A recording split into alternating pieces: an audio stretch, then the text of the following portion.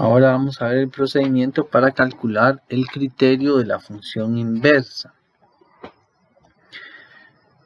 Bueno, para obtener el criterio de la función inversa se debe seguir el procedimiento que está ahí descrito. Son 3 pasos generales que obviamente dependiendo del tipo de función va a recibir modificaciones, pero estos son los pasos en general. Bueno, el primer paso es muy sencillo, simplemente en el criterio de la función original vamos a sustituir la expresión f de x por la y. Que recuerden que son sinónimos, en cualquier momento se pueden cambiar, y este es uno de ellos. Entonces, en vez de escribir f de x, vamos a escribir la y para que sea más fácil de trabajar. El paso número 2 va a consistir en despejar la x en la ecuación del criterio de la función. O sea, nos va a quedar una ecuación que dice y igual a algo ahí, ¿verdad? Entonces vamos a despejar la x. Vamos a lograr obtener una ecuación que en vez de decir y igual a, nos tiene que quedar diciendo x igual a una expresión con y. Y finalmente, una vez que usted logró despejar la x, en esta nueva ecuación, vamos a sustituir la y por la x y la x por la expresión f a la menos 1 de x. Y de esa forma obtenemos el nuevo criterio de la función inversa. Bueno, eso es más fácil viendo ejemplos y ahí está el primer ejemplo. Dice, define la función inversa de la función f que va del intervalo de menos 2,1 al intervalo de menos 5,2. Tal que f de x es igual a 3x más 1. Entonces ahí está la definición de la función f, nos dan el dominio, el codominio y nos dan además el criterio. Y lo que nos piden es que definamos la inversa. Entonces cuando me piden que defina la inversa, tengo que escribir el dominio, el codominio y el criterio de la inversa. Bueno, entonces lo primero que vamos a hacer, vamos a calcular el criterio de la función inversa de esa f que me dieron.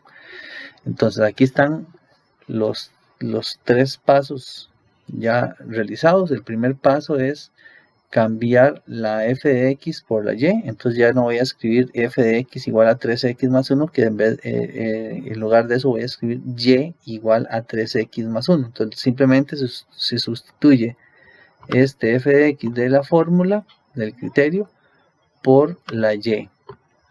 Entonces ese es el primer paso, vean que es sumamente sencillo. Nada más, en vez de poner f de x, pongo y.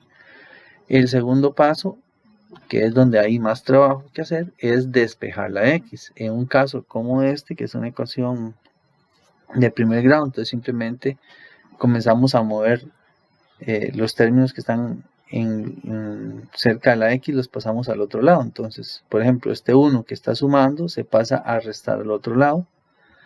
Y luego este 3 que multiplica x lo vamos a pasar a dividir. Aquí sí hay que usar la forma de fracción.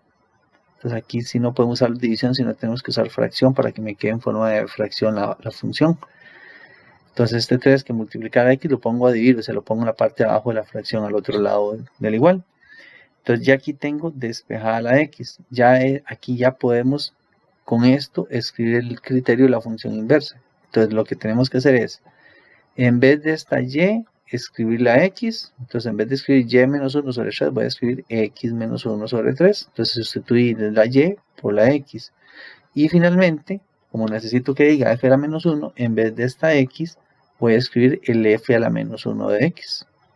Y ya lo ordeno en la forma usual de escribir las funciones, ¿verdad? Que uno pone primero el f de x y después la fórmula. Entonces aquí ya le damos vuelta. El x se convierte en f de menos 1 de x, lo pongo aquí de primero.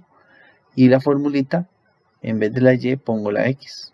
Y lo pongo al lado derecho al igual.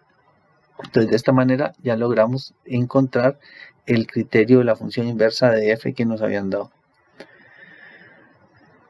Noten que aquí, cuando uno despeja x, convertimos a la x que estaba dentro de la fórmula, la convertimos en el resultado. Y la y, que era el resultado de la ecuación original, la metimos dentro de la fórmula. Entonces aquí ya le cambiamos la posición, le invertimos la función que tenía la y y la x. Aquí la y era el resultado, o sea, la imagen, la x está dentro de la fórmula, o sea, la preimagen, y aquí ya en este paso lo invertimos. La y está dentro de la fórmula, o sea, la preimagen, y la x es el resultado de la fórmula, o sea, la imagen. Entonces ya esto es la función inversa porque invirtió la función de las variables y y x. Y entonces nada más lo que faltaba era reescribirla con la notación de función inversa, o sea, usando el f a la menos 1. Bueno, ahora, ¿qué me faltaba para terminar este ejercicio? Ya esto es el criterio. Lo que me falta para terminar el ejercicio es definir la función, o sea, es decir, quién es el dominio y quién es el codominio de la función inversa. Y que recuerden que simplemente es cambiar de posición los conjuntos originales o de la función original.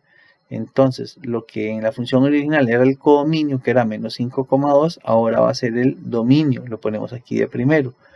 Y el que era el dominio de la función original, ahora va a ser el codominio, lo vamos a poner aquí de segundo. Entonces, simplemente escribimos f a la menos 1, va de 5,2 a menos 2,1 tercio, y f a la menos 1 de x es igual a x menos 1 sobre 3.